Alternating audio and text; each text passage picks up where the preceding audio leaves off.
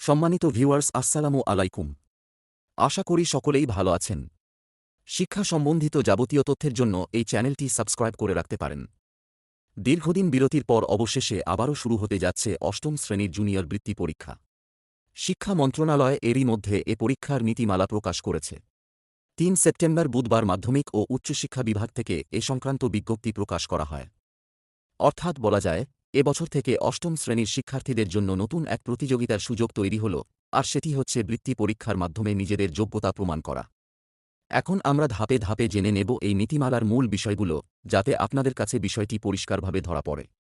নীতিমালা অনুযায়ী অষ্টম শ্রেণীর প্রতিটি প্রতিষ্ঠানের সর্বোচ্চ 25% শিক্ষার্থী বৃত্তি পরীক্ষায় অংশগ্রহণের সুযোগ পাবে।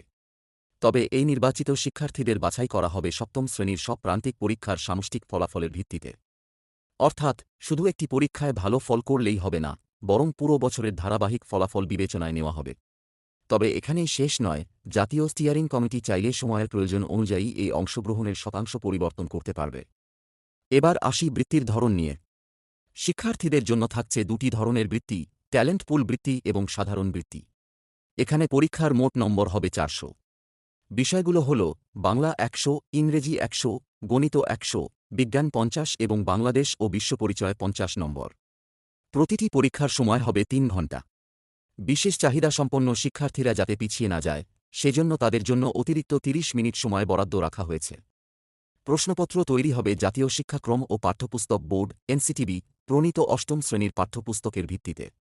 এখানে আরেকটি গুরুত্বপূর্ণ দিক হল বৃত্তির বণ্টন।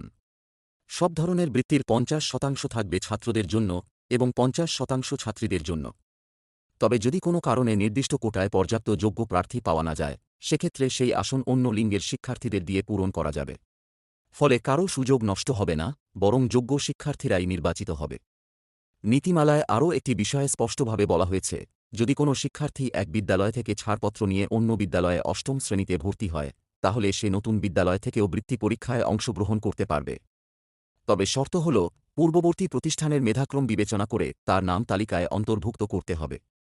সবশেষে বলা হয়েছে, যদি দেখা যায় কোনো অযোগ্য শিক্ষার্থী বৃত্তি পরীক্ষায় অংশ নিয়েছে বা ভর্তি সংক্রান্ত কোনো অনিয়ম হয়েছে, তাহলে সেই শিক্ষার্থীকে পরীক্ষায় অংশগ্রহণের অযোগ্য ঘোষণা করা হবে এবং ফলাফল বাতিল করা হবে।